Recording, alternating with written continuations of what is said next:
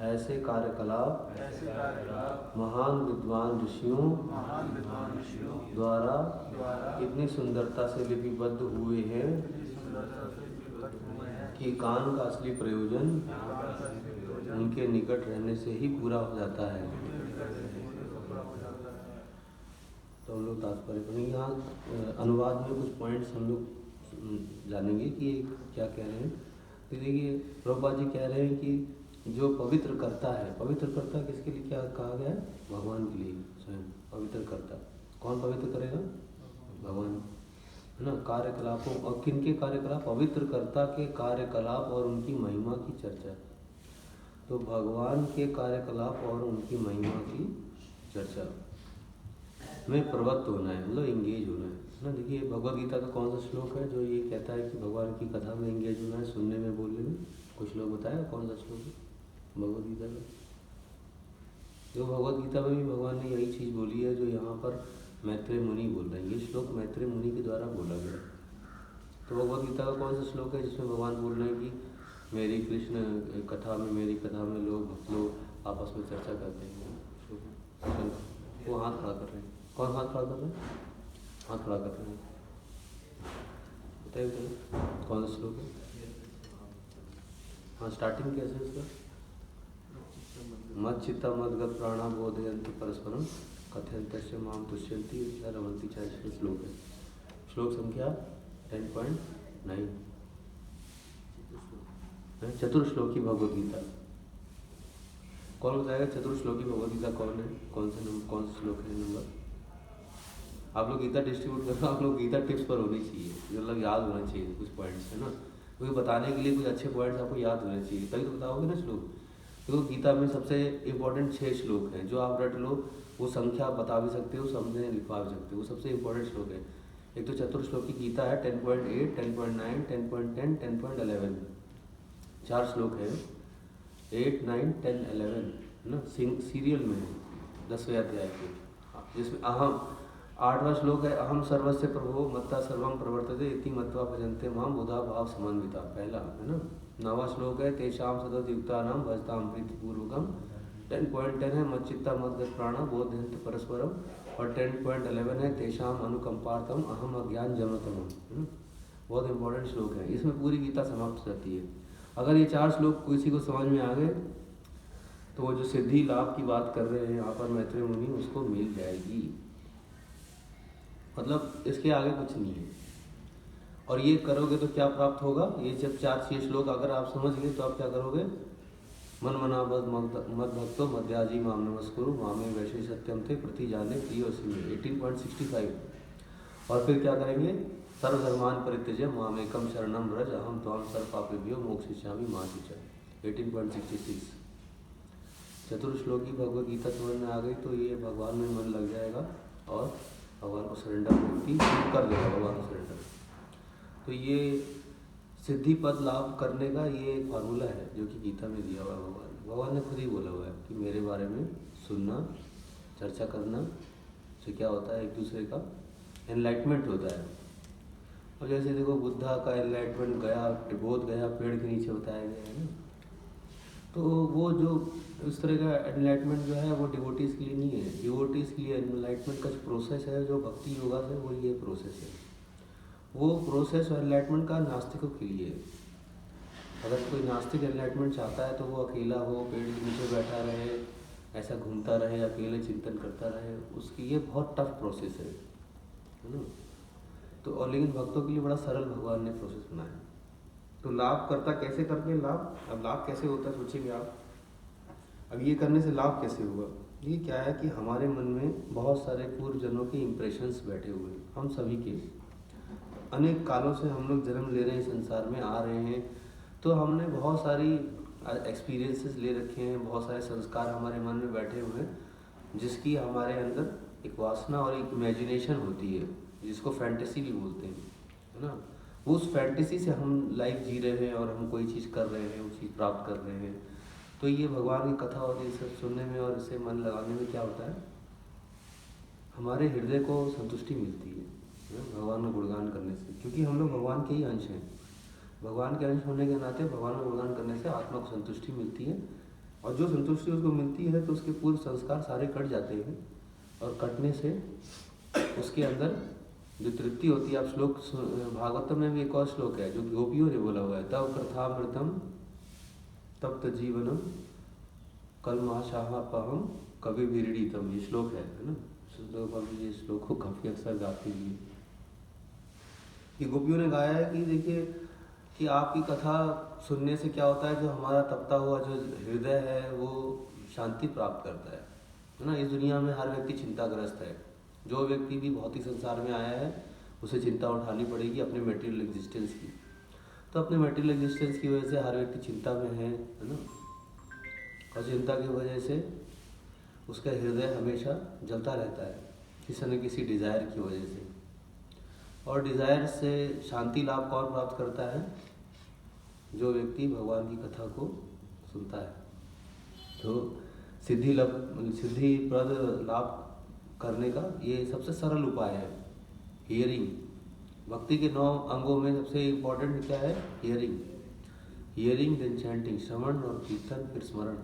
तो भगवान के स्मरण के कांस्टेंट स्मरण के स्टेज पे व्यक्ति तब आता है जब उसका सफिशिएंट हियरिंग हुआ होता है। सफिशिएंट मतलब ऐसा सफिशिएंट कि वो उस हियरिंग के बाहर ही ना आ पाए, है ना। उसके मन में वही चलता रहता है ना, हियरिंग। तो हियरिंग करता है, कीर्तन करता है, फिर उसके मन में कांस्टेंट रिमेम्बरेंस आ जाता है मन में। इसके नेक्स्ट स्टेज है, फिर आप भूल नहीं सकते भगवान को। अगर भगवान एक बार आपके ऊपर कृपा कर दे, श्रवण कीर्तन आपका इतना प्रचुर मात्रा में और बड़ी फर्स्ट क्वालिटी का श्रवण कीर्तन हो जाए तो आपका फिर स्मरण स्टेज पे आ जाएंगे। फिर आप चाहे सो रहे हो, जग रहे हो, उठ रहे हो, बाथरूम में जाए, खाना वगैरह खाएं, जो कुछ भी करें, आप भगवान को भूल नहीं सकते। फिर आप चाहे कुछ भी, चाहे इवन आपके हाथ में माला नहीं है तब भी आप भगवान को भूलोगे नहीं। माला जो है वो क्या करती है, हमें वो प्रोसीजर देती है कि हम उस कांस्टेंट रिमेम्बरेंस में जा सकें। जो कीर्तनम का प्रोसेस है, चैंटिंग क्या है, कीर्तन कर रहे हैं हम लोग, भगवान का नाम ले रहे हैं। और भगवान का नाम लेकर भगवान अगर आपसे प्रसन्न हो गए तो आपके मन में एक अपनी ऐसी इमेज बैठा देंगे रिमेम्बरेंस के रूप में कि आप भगवान को फिर कभी भी भूल नहीं पाएंगे। देखो प्रभुपाद जी ने बहुत अच्छा एक श्लोक बोला हुआ है, रिमेम्बरेंस के ऊपर ही है ये श्लोक। साधन करो, भजन करो, मरते जान लो हाय। सुना होगा आपने ये श्लोक, है ना। कितना साधन किया आपने, कितना भजन किया है, कितनी भक्ति की है, वो मरते जान ले हाय। मरते समय आपको पता चल जाएगा आपको, है ना। कोई कह रहा है कि हमने बहुत अच्छा जप किया, हमने बहुत अच्छी सेवा की है, हमने ये किया, हमने वो किया है, मरते जान ले हाय। इसका मतलब है अंतिम समय में अगर हरि याद आ गए, नारायण याद आ गए तो आपकी सब चीज़ सफल है। आपने सब कुछ अच्छा किया है और आपने सब कुछ किया है, लेकिन भगवान का स्मरण नहीं है मृत्यु के समय में। तो भगवान प्रभुपाद जी यही कह रहे हैं कि आपने क्या भजन किया है, क्या साधन किया है, क्या सेवा किया है, क्या भक्ति किया है, वो सब मरते जान ले होय। प्रभुपाद जी कह रहे, इसको उदाहरण से रूप में भी दिया है। प्रभुपाद जी ने उदाहरण तोते का दिया, तोते का उदाहरण दिया है प्रभुपाद जी ने। तोता बहुत अच्छे तरह रटता है, टाइम टाइम टाइम, कहीं राम राम भी बोल लेता है वो, है ना। प्रभुपाद जी ने कहा कि देखो तोता बोल लेता है, लेकिन जब उसकी टेटुआ दबाते हो गलत है ऐसे करके तो वो राम नाम नहीं बोल पाता है वो, क्योंकि वो केवल एक इमिटेशन कर रहा है बस वो, है ना। तो ये प्रभुपाद जी कोर्स है। मैं देखिए मैं यहाँ पर क्लास में नहीं आया हूँ, केवल शेयर करने आया हूँ, इसको पर्सनली मत लीजिएगा। हर व्यक्ति का अपना आध्यात्मिक जीवन उसके स्वयं चिंतन का विषय है। ये हर व्यक्ति को अपने आप को आंकलन करना है कि कौन किस स्थिति में है। हमारा काम तो केवल शेयर करना है कि हमने क्या सुना है वो आपके सामने रख रहे हैं, है ना। प्रभुपाद जी ने तोते का उदाहरण दिया, तोते का उदाहरण दिया कि तोते का गला दबाते हैं तब वो राम राम नहीं बोल पाता है। वैसे वो राम राम बोलने का एक्टिंग कर लेता है, इमिटेशन कर लेता है वो, है ना। लेकिन जब वो मौत आती है तोते की तब वो राम राम नहीं बोल पाता है। कहने का अर्थ यह है कि इतने हृदय से श्रवण कीर्तन किया गया हो कि अगर मौत भी आ रही हो तब भी भगवान ही याद आए और कुछ याद ना आए। ये हमारा अंत्य नारायण स्मृति पहले स्कंद में, है ना। ये सारा प्रोसेस जो है हम लोग कर रहे हैं उसका एक ही ऑब्जेक्टिव है, अंत्य नारायण स्मृति। तो ऑलवेज हियर, आज का जो श्लोक है वो हियरिंग के ऊपर फोकस किया गया। और क्यों किया गया है हियरिंग के ऊपर, वो हम लोग आज डिस्कस करेंगे कि हियरिंग के ऊपर क्यों फोकस किया गया है ना। तो पहले लाइन था सिद्धि पद लाभ पवित्रकर्ता के लाभ कार्यकलापों तथा महिमा की चर्चा में प्रवृत्त होना है। और ये महिमा जो है कार्यकलापों की, भगवान के कार्यकलापों की महिमा जो है विद्वान ऋषियों के द्वारा इतनी सुंदरता से लिपिबद्ध हुआ है कि कान का असली प्रयोजन उनके निकट रहने से ही पूरा हो जाता है ना। कह रहे हैं कि जो विद्वान जन है उन्होंने इस तरीके से उसको लिखा है। जैसे भागवतम ग्रंथ को आप ले लीजिए, भागवतम ग्रंथ में स्टार्टिंग से लेकर एंड तक विभिन्न भगवान के अवतारों के बारे में चर्चा की गई है। सीधे कृष्ण के बारे में चर्चा नहीं की गई है, धीरे धीरे ग्रो किया है ना। स्टार्टिंग में आप देखेंगे फर्स्ट अवतार जो है, फर्स्ट कैंटो तो भगवान कृष्ण को ही डेडिकेटेड है क्योंकि उसमें भगवान कृष्ण का भक्त है। फर्स्ट कैंटो में सारे अवतारों का एक समरी दे दी गई, थर्ड चैप्टर में, first canto third chapter Bhagavatam, उसमें सारे अवतारों का एक आपको समरी दे दी गई। ठीक है, फर्स्ट कैंटो में ज़्यादातर भगवान कृष्ण का ही वर्णन है कि भगवान कृष्ण महाभारत के टाइम का और उस समय का जब कलयुग आने वाला है और भगवान इस दुनिया से जाने वाले हैं, प्रयाण करने वाले हैं। और फर्स्ट कैंटो में आपको भगवान कृष्ण का वर्णन मिलेगा। सेकेंड कैंटो में आपको ब्रह्मा जी भी आएंगे, नारद जी भी आएंगे, थोड़ा नारायण भगवान का भी डिस्क्रिप्शन मिलेगा।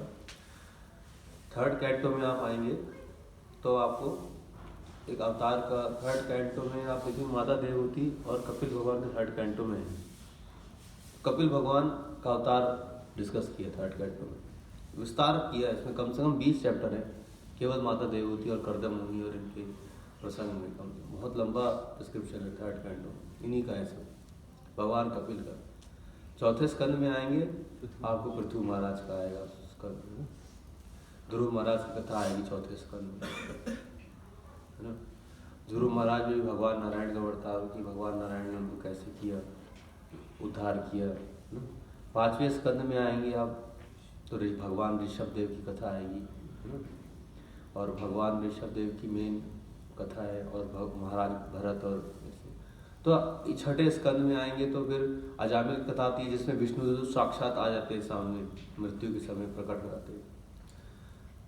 सातवें स्कंद में आएंगे नरसिंह भगवान की लीला है। थर्ड कैंटो में वराह अवतार की भी कथा है, थर्ड कैंटो में वराह अवतार की, जिसमें हिरण्यकश्यप मारा गया था, थर्ड कैंटो में बताएंगे, है ना। सातवें स्कंद में आएंगे तो नरसिंह भगवान की लीला है। आठवें स्कंद में आएंगे तो भगवान कूर्म समुद्र मंथन लीला डिस्कस करी गई है। नवें स्कंद में आएंगे तो भगवान राम की चर्चा की गई है ना। 10वें स्कंद में आएंगे भगवान कृष्ण की चर्चा की। तो आप देखेंगे कैसे ग्रेजुअली जो आप देखेंगे विभिन्न अवतारों की कथाएं आपके सामने रखी गई है। तो भगवान सेम ही है लेकिन विभिन्न रूपों में भगवान कैसे भक्तों का उद्धार कर रहे हैं वो आप सुनते हैं, है ना। तो कैसे तरीके से लिखी गई है ना, मतलब कैसे दशावतार कह सकते हैं, दशावतार का जैसे वर्णन किया गया वो कैसे ग्रेजुअली भगवान कृष्ण के बारे में सुनने के लिए क्यों 10th कैंटो में बोल रहे हैं, क्योंकि क्वालिफिकेशन अटेन करने के लिए कि भगवान कृष्ण को हम समझ पाए। थोड़ा भगवान कृष्ण को समझना सबसे कठिन है वैसे, कथा के अनुसार जो हमने सुना है महाराज से, भगवान कृष्ण की एक्टिविटीज को समझना सबसे कठिन है क्योंकि भगवान कृष्ण ने सब कुछ कर दिया है, सब कुछ जो मनुष्य सोच सकता है, जो मनुष्य नहीं सोच सकता है। अब जैसे गोपियों की लीला है वो कॉमन मैन नहीं समझ सकता उस चीज़ को।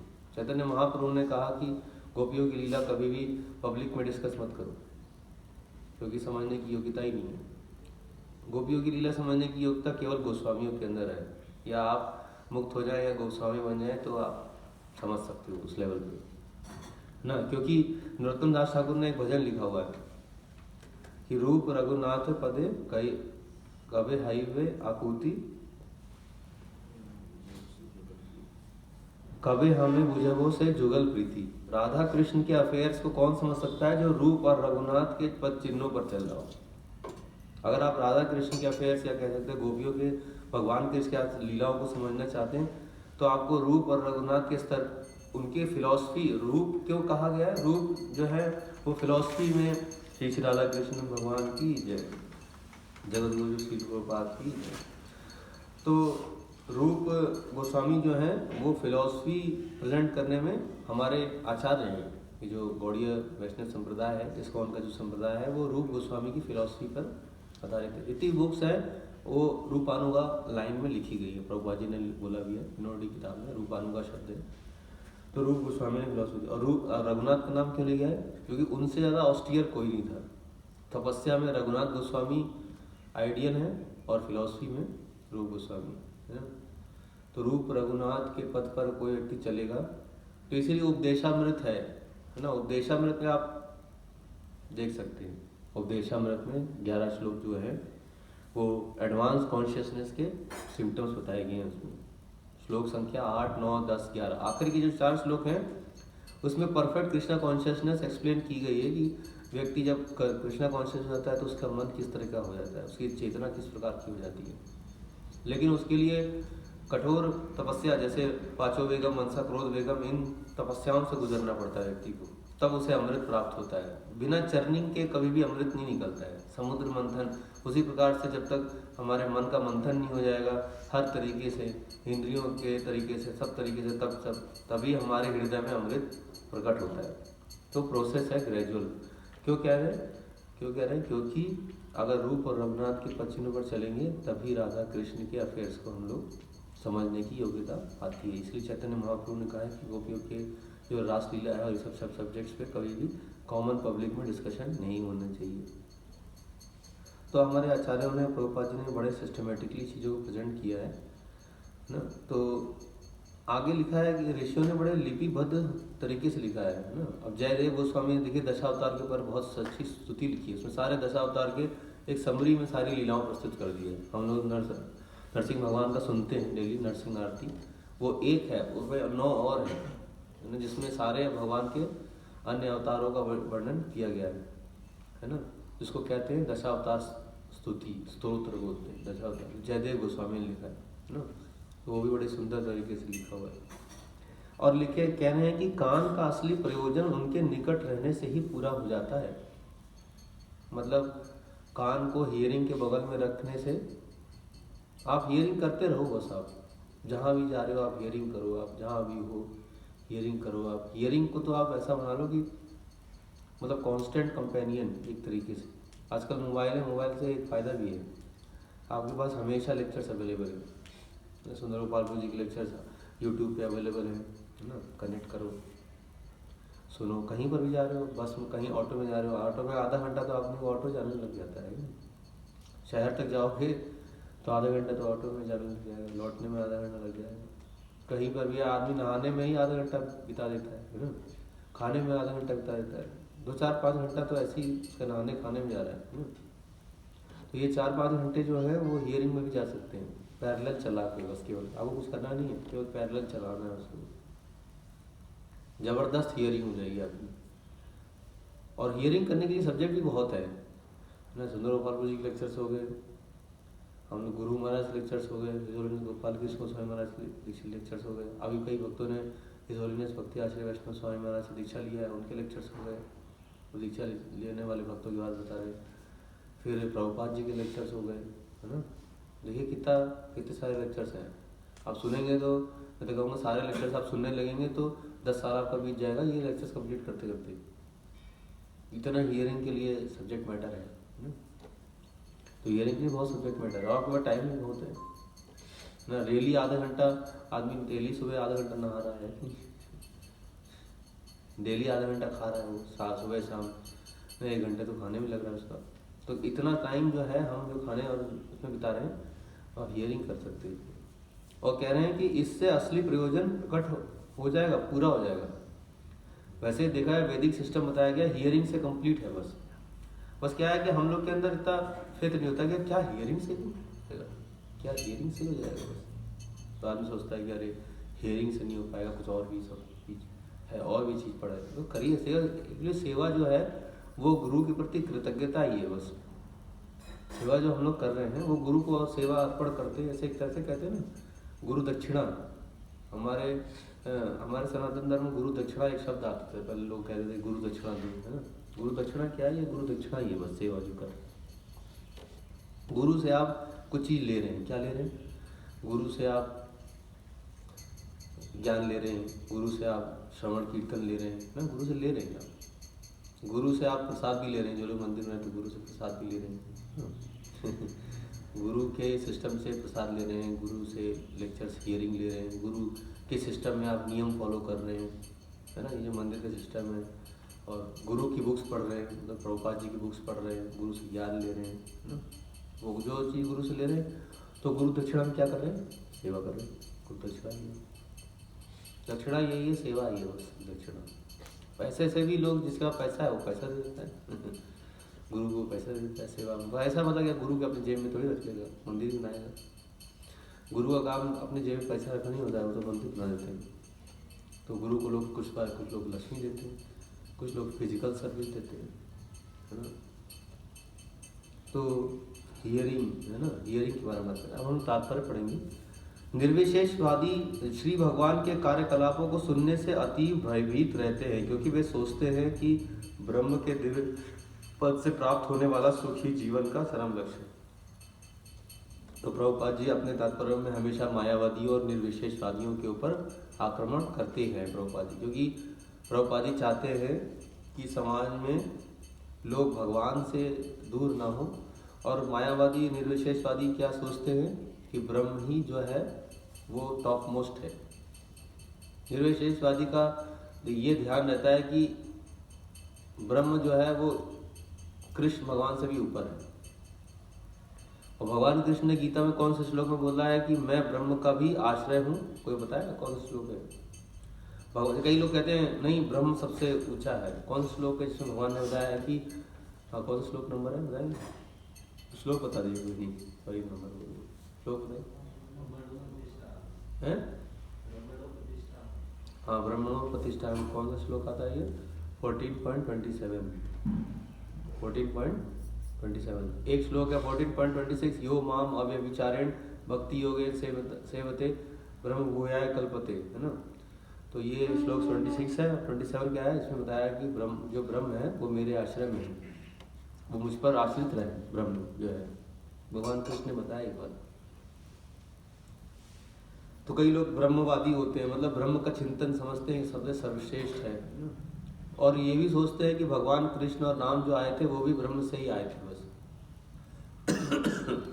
निर्विशेषवादियों को ये विश्वास नहीं है कि कृष्ण और राम भगवान का जो अवतार है वो पूर्णतया दिव्य है। वो सोचते हैं कि ये भी लोग भौतिक है और इनके कार्यकलाप भी भौतिक हैं, वही मानते हैं निर्विशेषवादियों को। इसलिए उनको भगवान कृष्ण और राम की लीलाओं को सुनने में भय लगता है, क्योंकि उन्हें लगता है कि दिव्य पद क्या है? ब्रह्म का चिंतन ही दिव्य पद है। निर्विशेषवादी ये सोचते हैं। वे सोचते हैं कि हर एक का कार्य चाहे श्री भगवान का ही कार्य क्यों ना हो, लौकिक है। मतलब वो सोचते हैं कि दुनिया में जो भी व्यक्ति आया है, जो भी शक्ति लीलाएं जो हो रही हैं वो सब लौकिक है। लौकिक मीन्स मेटीरियल। इसीलिए तो कई लोग राम और कृष्ण को भगवान नहीं मानते। वो कहते हैं अरे ये तो कोख से जन्म लिए थे भाई, ये भगवान कैसे हो सकते हैं। एक कबीर पंथी भी है, वो भी यही सोचते हैं कि राम और कृष्ण ने तो जन्म लिया है कोख से, माता यशोदा और कौशल्या के गर्भ से पैदा हुए हैं। अब कोई गर्भ से पैदा होने वाला व्यक्ति दिव्य कैसे हो सकता है? हमारे कबीर जी दिव्य हैं। क्यों? क्योंकि वो एक कमल के पत्ते पे पैदा हुए हैं, बूंद से पैदा हुए हैं। तो कमल के पत्ते से और बूंद से पैदा होने वाला व्यक्ति दिव्य है, और देवकी और कौशल्या के गर्भ से पैदा होने वाला व्यक्ति दिव्य नहीं है। उनकी ऐसी अंडरस्टैंडिंग है। लेकिन प्रभुपाद जी ने कहा वो भगवान ही क्या जो क्या कुछ नहीं कर सकता। प्रभुपाद जी ने कहा था भागवतम में ये बात, गीता के इंट्रोडक्शन में लगाया, भगवान मतलब वो हर चीज़ कर सकता है। वो किसी के कोख से भी प्रकट हो सकता है, वो तो खंभे से भी प्रकट हो सकता है। जब भगवान खंभे से प्रकट हो सकते हैं तो किसी की कोख से प्रकट नहीं हो सकती। खंभे में तो कोई सिम्टम्स भी नहीं होते लाइफ के। भगवान चाहे तो वहाँ से भी अपनी मूर्ति निकाल सकते हैं लेकिन वो फेथ होना चाहिए कि भगवान यहाँ से निकल सकते हैं। तो भगवान तो हर जगह से प्रकट हो सकते हैं। तो मनुष्य ने भगवान की परिकल्पना जो है अपनी सीमित दायरे, जो सोच की सीमित दायरा है उसमें बांध रखी है। इसीलिए कहा जाता है भगवान को कोई व्यक्ति अपनी भौतिक बुद्धि से नहीं समझ सकता। Material calculations, God can not be understood by his material calculations, है ना। Some people are thinking that God cannot do like this and God cannot do like that, no, but it is their material calculations. उनकी भौतिक कल्पना है कि भगवान ऐसा नहीं कर सकता, वैसा नहीं कर सकता। तो बहुत सारे लोग ऐसे हैं, उनमें से निर्विशेषवादी भी ऐसे होते हैं कि सोचते हैं कि ये लौकिक है। किंतु इस श्लोक में सुख का जो भाव व्यक्त किया गया है वह परम पुरुष के कार्यों को बतलाता है जिनके गुण दिव्य हैं। तो भगवान के दिव्य गुण हैं और उनके कार्य भी क्या है, दिव्य। और कैसे दिव्य? भगवान ने गीता में कौन सा श्लोक बताया कि मेरे कार्य दिव्य को बताया? जन्म कर्म चरणे दिव्यम एवं यो वेत्ता तत्वता, है ना, त्यक्त्वा देहं पुनर्जन्म 4.9 भगवत गीता। ये भगवान के कार्य के लाभ दिव्य हैं। भगवान ने गीता में एक दो श्लोक और बोला है, नमाम कर्माणि लिम्पन्ति न मे कर्म फला स्पृहा न मे पर्थास्ति कर्तव्यम त्रिषु लोकेषु किंचन। भगवान ने दो श्लोक और भी बोले। भगवान कह रहे हैं कि इस पृथ्वी पर मेरे लिए कार्य करने के लिए कोई काम नहीं है, मेरा यहाँ कोई काम नहीं है, लेकिन फिर भी मैं लोगों को शिक्षा देने के लिए कर्म करता हूँ। भगवान ने कहा मैं किसी कर्म से बंधा नहीं हुआ हूँ और मुझे किसी कर्म का फल भी नहीं आता है। भगवान कह रहे हैं मैं कुछ भी करता हूँ, मेरा उसका कर्म फल नहीं बनता है मेरा। हम लोग का उल्टा है, हम लोग जो कुछ भी करते हैं हमारा कर्म फल बनता है कि नहीं? हम लोग की जो स्थिति है वो बिल्कुल दूसरी है। हम जो भी कुछ कर रहे हैं उसका कर्म फल बन रहा है। अगर आप दिव्य हो गए तो आपका भी कर्म फल नहीं बनेगा। दिव्य हो गए तो, है ना, दिव्यता के बाद आपको कर्म फल नहीं बनेगा, क्योंकि आप भगवान के कंट्रोल में आ जाते हैं पूरी तरह से। फिर भगवान आपको देखते हैं, जो भी कुछ है वो आपके और भगवान के बीच में हो जाता है। फिर आप माया के अधीन नहीं रहते। जो व्यक्ति भगवान को शरणागत हो जाता है फिर वो भगवान के अधीन होता है। फिर भगवान उसका देखते हैं, उसका जो भी कुछ है वो डीलिंग भगवान के साथ है बस वो। और जब तक कोई व्यक्ति दिव्य पद को नहीं प्राप्त है फिर उसका डीलिंग माया के साथ है। जो भी कर रहा है माया देखेगी, उसका रिजल्ट देगी, है ना। तो वो किसी और के हाथ में है अभी, समझ लीजिए अनप्रोटेक्टेड स्थिति में है वो, है ना। इसलिए भगवान कह रहे हैं कि जल्दी से मेरी शरण में आओ, मेरे प्रोटेक्शन में रहो। तुम क्यों माया के प्रोटेक्शन में रह रहे हो, क्यों खतरे में जी रहे हो? भगवान कह रहे हैं कि मैं तुम्हारा देख लूँगा कार्यभार। अनन्य चिंतयन्तो माम ये जना परिपासते, जो मेरे चिंतन में रहोगे तो मैं तुम्हारा देख लूँगा। तो भगवान अपने चिंतन में इसलिए बुला रहे हैं। आगे पढ़ेंगे हम लोग, तो हम लोग सुनेंगे थोड़ा बहुत भगवान क्या दिव्य कार्यकलाप और दिव्य गुण क्या है, लेकिन हम लोग तात्पर्य पढ़ेंगे। गुणावदम शब्द महत्वपूर्ण है क्योंकि श्री भगवान के गुण और कार्यकलाप एवं उनकी लीलाएं भक्तों की चर्चा के लिए विषय होते हैं, है ना। लीलाएं और विषय, देखिए क्या होता है, ट्रांसेंडेंटल का मतलब क्या है। हर जगह प्रभुपाद जी की लीलाओं को, भगवान की लीलाओं को दिव्य बताया गया है, कृष्ण भगवान के, और सभी अवतारों की लीलाओं को और उनके कार्यकलापों को दिव्य बताया गया है। अब दिव्य कैसे बताया गया है, दिव्य का मतलब क्या होता है? देखो दिव्य क्या होता है, प्रकृति की जो लेवल है, प्रकृति की अपना एक दायरा है, मेटीरियल नेचर का एक दायरा है, सतोगुण रजोगुण और तमोगुण का, सोच का और एक एक्टिविटीज का एक दायरा है। दिव्य मतलब होता है प्रकृति के परे। जो भगवान ने बोला कि जो व्यक्ति अव्यभिचारी भक्ति करता है वो मेरे ब्रह्म भूयाय कल्पते हो जाता है, मतलब ब्रह्म के स्थिति पे पद पहुंच जाता है, तो मतलब दिव्य स्तर पे पहुंच जाता है। तो कहने का अर्थ है कि जब व्यक्ति प्रकृति के चंगुल से छूट जाता है तो वो दिव्य स्तर पर होता है। और दिव्य का मतलब होता है प्रकृति के परे, उसको दिव्य कहते हैं। भगवान जो है मटेरियल नेचर की एक्टिविटीज के परे है। अब एक हमारी अंडरस्टैंडिंग होती है हर चीज़ की, एक हम लोग जो दुनिया में जी रहे हैं एक मटेरियल अंडरस्टैंडिंग के साथ लाइफ जी रहे हैं, क्योंकि हम लोग की जो सोच है वो मटेरियल नेचर के विदिन आती है। हम लोग मटेरियल नेचर के विदाउट आगे उसके आगे नहीं सोच पाते। जैसे एग्जाम्पल के रूप में क्या है, अब जैसे वरा अवतार थे, वरा अवतार ने पृथ्वी को अपने जो वो होता है, दो दांत निकले होते हैं ना, सींग यहाँ होता है, सींग यहाँ दांत निकला होता है, उस वरा अवतार तो वरा अवतार के जो दो दांत यहाँ से उस पर पृथ्वी टिका ली है ना। अब कोई मनुष्य अपनी सोच से कैसे कल्पना कर सकता है कि कोई आया और उसने पृथ्वी को यहाँ टिका लिया और उसको उठा के ले गया वो गर्भोदक सागर से। आप इमेजिन करो तो आप सोच नहीं पाओगे कि क्या ऐसा भी कोई व्यक्ति हो सकता है। तो हमारी सोच के परे है। तो इसीलिए कहते हैं कि भगवान को हमारी सोच से नहीं पकड़ा जा सकता। एनओडी में रूप गोस्वामी ने श्लोक बोला है, अतः श्री कृष्ण नाम आदि न भवेद ग्राह्य इंद्रिय।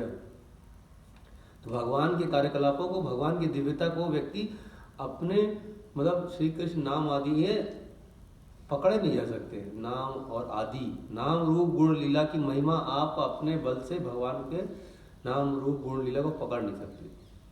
लेकिन आगे लिखा है सेवोन्मुखे ही जिह्वा आदो स्वयं एव स्फुरति अदा। जब हृदय से और पूरे मन से जब व्यक्ति सेवा में हृदय से पूरा रत होता है, नाम रूप गुण लीला आदि की सेवा में रत होता है, तो वो प्रकट हो जाते हैं। ये प्रकट होने का वस्तु है। भगवान का जो सब्जेक्ट मैटर है वो रेवलेशन का मैटर है ना। God is known by revelation, है ना। गॉड विल रिवील हिमसेल्फ, है ना। तो आप कितने भी प्रयास से आप ये नहीं कह सकते कि गॉड कम बिफोर मी, मुझे बताओ कि तुम कहाँ हो। जैसे प्रभुपाद जी कह रहे थे, God is not our servant, you can't order him, है ना, कि तुम मेरे सामने प्रकट हो। भगवान आपसे प्रसन्न होंगे तो भगवान प्रकट होते हैं अपनी स्वीट विल से। भगवान अगर आपसे प्रसन्न है, आपके कार्यकलापों से प्रसन्न है, आपकी सेवा से प्रसन्न है, भगवान आपको खुद ही रिवील कर देंगे, है ना। भगवान को कोई ऑर्डर नहीं कर सकता कि मेरे सामने आओ। तो भगवान का ये दिव्य पद है, और वो भगवान क्या है, स्वराट है। इसीलिए भगवान को स्वराट कहा गया है। और भगवान अपनी कॉजलेस मर्सी से सामने आते हैं, व्यक्ति के सामने आते हैं। तो आप कोई व्यक्ति इमेजिन नहीं कर सकता कि कैसे उस सुअर मतलब व्यक्ति वराह अवतार ने कैसे वो पृथ्वी रखी होगी, है ना। जैसे भगवान कृष्ण हैं, अब क्यालिया पे कैसे नाचे होंगे। अब आप सोचते रहो तो सोच नहीं पाओगे, पूरे दिन भर भी सोचो तब भी नहीं सोच पाओगे कि भाई सांप के ऊपर फण पे कैसे नाचा होगा कोई बच्चा 7 साल का या 6 साल का बच्चा, कैसे नाचा होगा, तो इमेजिन ही नहीं कर सकता, है ना। सांप लोग, हम लोग देखते ही कपकपी आ जाती है, सांप आ गया, है ना, लोग दूर भाग जाते हैं। सांप को देखते ही लोगों को मौत याद आती है ना। तो वो एक सोचने वाली बात है कि भगवान कैसे कालिया पर नृत्य कर रहे हैं, तो ये भी एक दिव्य विषय है। और भगवान नाचे भी तो उसके फड़ पे अपना निशान बना दिए, और सोचो मतलब नाच भी रहे हैं और उनके छप गया, उनके मतलब उनके पैरों का जो निशान होता है, सिंबल्स होते हैं भगवान के, तो कालिया के छत सर पे यहाँ पर डिज़ाइन बना दिए भगवान ने। तो भगवान का कार्यकलाप दिव्य है। अब भगवान राम देखो गए थे समुद्र पार करने के लिए, राम सेतु बनाया था जब भगवान ने, तो भगवान पहले कहा भगवान ने समुद्र को कि मुझे रास्ता दो, 2-3 बार भगवान ने कहा। फिर भगवान देखे ये तो सुन नहीं रहा है, फिर भगवान ने अपना निकाला, एक तीर निकाला ऐसे करके, और मारने ही चले थे कि हे प्रभु बताइए क्या करना है प्रभु। सामने आ गया समुद्र निकल के देवता के रूप में, है ना। तो आप सोचो, इमेजिन करो कि एक व्यक्ति, हम माने भगवान निराकार नहीं है, भगवान क्या है, निराकार है। भगवान निराकार है, भगवान निराकार नहीं है, क्या है, निराकार है। भगवान नर के आकार में। तो भगवान गए और भगवान ने समुद्र को ऑर्डर दिया कि तुम मुझे रास्ता दो। फिर भगवान बताया गया कि भगवान ने क्रोध की आंखों से समुद्र को देखा तो समुद्र का पानी गर्म हो गया, उबल गया, और नीचे जो जितने जानवर थे वो सब कहने लगे ये गर्मी कहाँ से आ रही, पानी गर्म कैसे हो गया। तो गए अपने बॉस के पास, अरे पानी गर्म हो गया, कुछ करिए भाई। तो बॉस आके हाथ जोड़ने लगे, हे प्रभु बताइए क्या करना है। तो ये देखिए, ये अनइमेजिनेबल है ये हमारे लिए ना। समुद्र देखेंगे तो आपको समुद्र के सामने हम लोग तो चींटी के रूप में दिखते हैं, मनुष्य चींटी के रूप में समुद्र सामने। समुद्र अनलिमिटेड है, उसको गर्म कर देना, आप इमेजिन करो भगवान के अंदर क्या पावर होगी। समुद्र के पानी को गर्म कर देगा। यहाँ अभी 10 लीटर पानी गर्म करने में भी आधा घंटा तो लग ही जाता है ना। 10 लीटर पानी गर्म करो, लेकिन भगवान ने क्या, अनलिमिटेड पानी को अपनी आंखों से गर्म किया। केवल उससे भी आप पढ़ सकते हैं, लिखा हुआ है 9वें स्कंद में भाग। अब कूर्म भगवान को देखेंगे तो भगवान की पीठ पर एक मंदार पर्वत रखा हुआ है, मंदार पर्वत, और वो पर्वत को लोग मथानी की तरह चला रहे हैं, खच खच खच खच खच चल रहा है ऐसे, और उनको लग रहा है कि खुजली मच रही, कोई हमारे पीठ पर खुजली कर रहा है। वो भगवान सो रहे हैं, कूर्म भगवान सो रहे हैं आराम से, और उनको लग रहा है कि मेरी पीठ पर कोई मथानी चला रहा है, उनको खुजली मच रही है, अरे क्या हो रहा है। मजा आ रहा है भगवान को। भगवान को मजा आ रहा है। और यहाँ पर क्या है, कितना भारी पर्वत होगा बताते, 80 योजन की हाइट का पर्वत था वो। 80 योजन, 80 योजन का मतलब होता है कई किलोमीटर हो गया, इतना बड़ा है। तुझे क्या करें, अगर नंबर कुछ गलत हो जाए तो बताइएगा, कुछ करेक्शन करिएगा, ठीक है। मैंने सुना है, मैं तो बता रहा हूँ, ठीक है। तो 80 योजन के ऊपर आप अब इमेजिन करिए कि वो इतना भारी चीज उनके पीठ पे ऐसे घुमाया जा रहा है, तो उनको खुजली मच रही है केवल। ये नहीं कह रहे हैं कि हमारा है 960 से 1040 किलोमीटर 80 किलोमीटर, क्या हाइट है भाई। तो आप समझो उनको खुजली मच रही है, भगवान को खुजली मच रही है, भगवान को कोई कष्ट नहीं हो रहा है कि यार ये पता कैसे। और सोचो भगवान कछुए के रूप में है ना। अब भगवान कृष्ण का तो ये गोवर्धन उठा लेगा भगवान। अब इस गोवर्धन को परिक्रमा लगाने में लोगों को 6 घंटे लगा जा रहा है। 6 घंटे आप परिक्रमा कर रहे हो, वो सोचो गोवर्धन उस समय कितना बड़ा होता होगा। अभी तो थोड़ा छोटा हो गया, काफ़ी छोटा हो गया, अभी तो बहुत ऊपर। तो एक गोवर्धन का हम लोग से शिला उठती नहीं है। आप देखो कितने बड़े बड़े पत्थर रखे हुए, एक उठा के देखो, उठेगा नहीं होगा। तो भगवान, आप सोचो भगवान ने गोवर्धन कैसे उठाया होगा, हम समझ नहीं सकते कैसे उठाया होगा, हमारी सोच के परे है चीज। अब अघासुर का वध कैसे किया भगवान ने, भगवान सांप के पेट में ही चले गए भगवान, है ना। और फिर भगवान ने अपना साइज बढ़ाया और वो उसका वो फट गया, वो आत्मा निकली और चली गई वैकुंठ। भगवान के चरणों में ही समा गई थी। वैसे वैकुंठ तो भगवान के चरणों में ही है। वैकुंठ क्या है, भगवान के चरण ही वैकुंठ है। भगवान के चरणों में समा गई। पूतना को कैसे वध कर दिया भगवान ने, उसके स्तन पान किया, उसके प्राण निकाल लिए वहाँ से। कहीं से भी प्राण निकाल सकते हैं भगवान। कई लोगों के प्राण कान से निकल जाते हैं ना। अस्पताल में जब आत्मा निकलती है तो कहीं से भी निकल जाती है वो। किसी की आत्मा कान से निकल जाती है, किसी की आँख से निकल जाती है तो आँखें खुली रह जाती है उसकी, किसी की मुंह से निकलती तो मुंह खुला रह जाता है। भगवान कहीं से भी आत्मा निकाल सकते हैं। देखिए भगवान के अंदर वर्सेटैलिटी है। भगवान तो भगवान में ये है, ये सब दिव्य चीज़ें हैं। मतलब भगवान की शक्ति जो है वो परिकल्पना से परे है, हमारी सोच से परे, अनइमेजिनेबल है। हमारी कैलकुलेशंस के, आप मैथमेटिक्स में आप साइन उसमें लिखोगे कि कितना वेट था गोवर्धन का, तो आप वेट ही कैलकुलेट नहीं कर पाओगे कितना वेट था वही। तो भगवान का ऐसे सभी ऐश्वर्यों में भगवान, अभी तो हमने केवल शक्ति का बताया था, भगवान की शक्ति जो परिकल्पना से परे है। उसी प्रकार से भगवान की सुंदरता भी परिकल्पना से परे है, भगवान का ऐश्वर्य भी कल्पना से परे है। अब देखिए आप इमेजिन करिए भगवान का जो मूर्ति रूप में है भगवान, आप देखो पूरी पृथ्वी में कितनी मूर्तियाँ होंगी। आप इमेजिन करो, काउंटिंग करो आप, है ना। क्या काउंट कर सकते हो आप पृथ्वी पे कितनी मूर्तियाँ होंगी, पूरी पृथ्वी में कितने भगवान कृष्ण किया, भगवान राम किया, भगवान के किसी भी अवतार की कितनी मूर्तियाँ होंगी, कितनी होंगी। जहाँ पर भी हो रहा है तो कोई भक्त उनको माला पहना रहा है ना। तो एक दिन में भगवान कम से कम लाखों मालाएं पहन रहे हैं एक दिन में। भगवान एक दिन में कितनी मालाएं पहन रहे हैं, लाखों मालाएं पहन रहे हैं। हर जगह माला पहनाई जा रही है भगवान की, हर जगह पूरी दुनिया में। आप स्वर्ग लोक में जाएंगे तो ऊपर भी है माला पहना रहे, गोपियाँ अलग माला पहना रहे। तो आप सोचो एक समय में भगवान करोड़ों मालाएं एक साथ पहन रहे हैं। अगर वैकुंठ को भी काउंट कर लो, ऊपर के लोगों को भी काउंट कर लो, पृथ्वी को भी काउंट कर लो, पूरे एग्जिस्टेंस को काउंट कर लो, तो भगवान एक ही समय में भगवान करोड़ों मालाएं पहन रहे हैं एक साथ, है ना। आप सोचिए भगवान की कैपेसिटी कितनी है। तो भगवान का ऐश्वर्य देखिए आप कितना है, भगवान का ऐश्वर्य अनइमेजिनेबल है।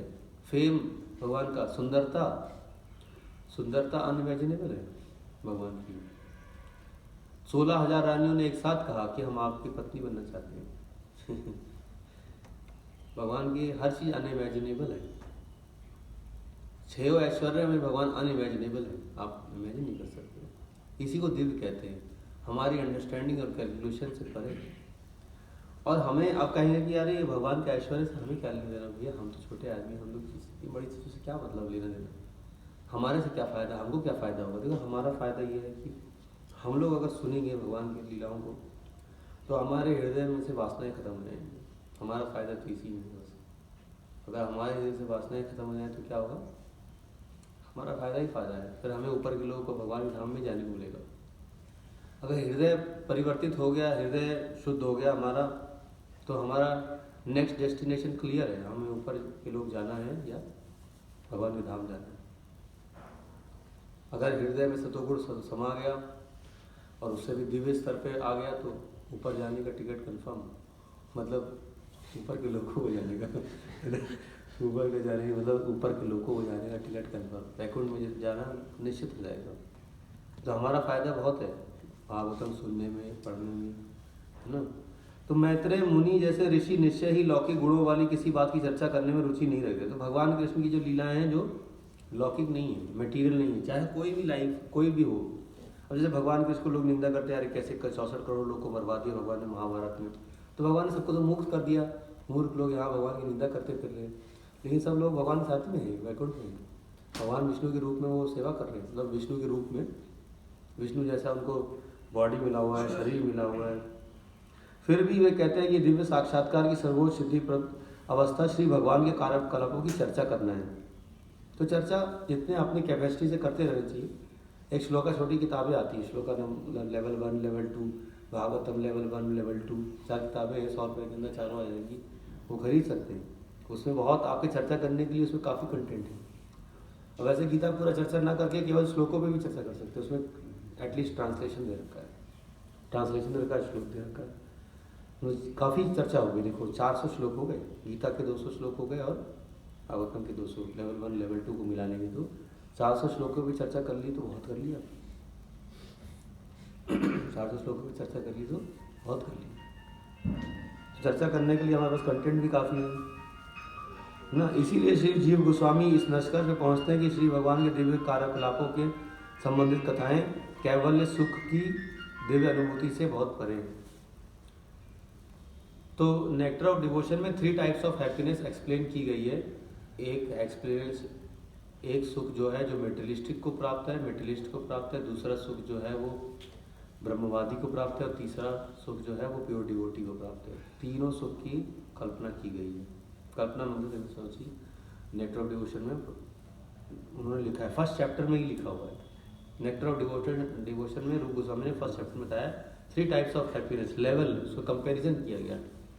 एक भौतिकतावादी व्यक्ति को क्या सुख प्राप्त है, एक ब्रह्मवादी को क्या सुख प्राप्त है और एक शुद्ध भक्त को क्या सुख प्राप्त है, तो उनको कंपैरिजन किया गया। यहाँ बताया गया कि कैवल्य सुख जो है वो कुछ नहीं है भगवान के दिव्य लीलाओं के बारे में, है ना। तो लिपिबद्ध किया गया कथाओं को सुनने मात्र से मनुष्य आत्म साक्षात्कार को प्राप्त कर लेता है तथा कान और जीव का सदुपयोग भी हो जाता है। बताते हैं जीव से भगवान का गुणगान ना हो तो टर्टर, मेढक वाला टर्टर कर रहा हो, और जिस कानों में भगवान की कथा न जाती हो वो कान क्या है, सांपों के बिल है। ये भागवत में बताया।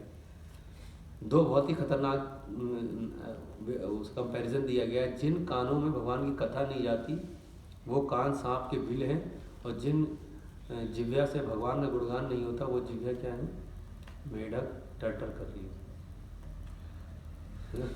अब यहाँ पर माइक पे टर्टर की आवाज़ नहीं निकालेंगे लेकिन बाद में निकाल के जाएंगे आपको। तो मेढक की जवान जो है वो मेढक की तरह आवाज़ कर रहा है वो, और क्या कर रहा है, तो ये nectar of devotion, sorry nectar of instruction के पहले श्लोक में लिखा हुआ है कि टर्टर कर रहा है, किसको बुला रहा है, अपनी मृत्यु को बुला रहा है बस वो। आओ मुझे खाओ, आओ मुझे खाओ, आओ मुझे खाओ। मेढक बुलाता है अपनी मौत को, और मेढक बुलाता है तो सांप और बिल्ली पहुंचते हैं वहाँ पर आवाज़ सुन के कि ये यहाँ मेढक है, तो मेढक को खाने जाते हैं। भगवत गीता में एक और बहुत ही दिव्य बात बताई भगवान ने गीता में 4.1, श्लोका नंबर 4.1 और 4.5। भगवत गीता में भगवान ने कहा है कि मैंने ये दिव्य ज्ञान गीता का दिव्य ज्ञान सूर्यदेव को दिया, है ना। अब सूर्यदेव को दिया, जो सूर्यदेव हम रोज गर्मी ले रहे हैं तापने से, इन्हीं सूर्यदेव को भगवान कृष्ण ने गीता ज्ञान दिया। फिर भगवान ने अर्जुन को कहा कि देखो मेरे और तुम्हारे कई जन्म हो चुके हैं, तुम सब भूल चुके हो, मुझे सब याद है। भगवान दिव्य है, भगवान को अपने अनंत जो लीलाएं हुई भगवान सब याद है, भगवान को लीलाओं। तो आत्मा साक्षात को प्राप्त करता है व्यक्ति, और इस भौतिक भाव बंधन से उसकी छुट्टी हो जाती है, फिर उसका अगला जन्म नहीं होता है। और देखो अगला जन्म रोकने के लिए कितना सिंपल प्रोसेस दिया गया है। यहाँ पर बताया गया कि जस्ट बाय हियरिंग ही self realization is possible. Srimad Bhagavatam में एक ऐसा ही महान ग्रंथ है, और इसकी विषय वस्तु को सुनने सुनाने मात्र से जीवन की सर्वोच्च सिद्धावस्था प्राप्त हो जाती है। तो हम लोग को लाइफ में 2 स्क्रिप्चर्स बांध लेनी चाहिए कि ज़िंदगी में अगर किसी ग्रंथ के ऊपर रिसर्च करनी हो, मेहनत करनी हो, तो 2 ही पे कर दीजिएगा, एक है गीता और दूसरा है भागवतम। इन 2 स्क्रिप्चर्स को अपनी लाइफ का गोल, सोल, मोटिव बना लीजिए, आपकी लाइफ सक्सेसफुल है। कुछ आपको और करने की 2 ग्रंथों को आप मान लीजिए कि हमें सुनना है, पढ़ना है, डिस्कस करना है, सुनना है, सुनाना है, सब कुछ यही करना है। 2 ग्रंथ ऐसे हैं जो प्रभुपाद जी भी चाहते थे। प्रभुपाद जी का जो फर्स्ट मिशन है इस्कॉन का, वो है to systematically and scientifically explain and propagate the teachings of Srimad Bhagavatam and Srimad Bhagavad Gita, है ना। ये प्रभुपाद जी चाहते थे। तो इसीलिए हम लोग गीता को वितरित करते हैं कि पब्लिक के तक ये ग्रंथ पहुंच जाए, और अपना आभार और कृतज्ञता व्यक्त करते हैं। गीता को बांटकर, गीता को पढ़ें और पढ़ाएं और बांटें। श्रीमद् भागवतम की जय। श्री श्री राधा वृंदावन चंद्र भगवान की जय।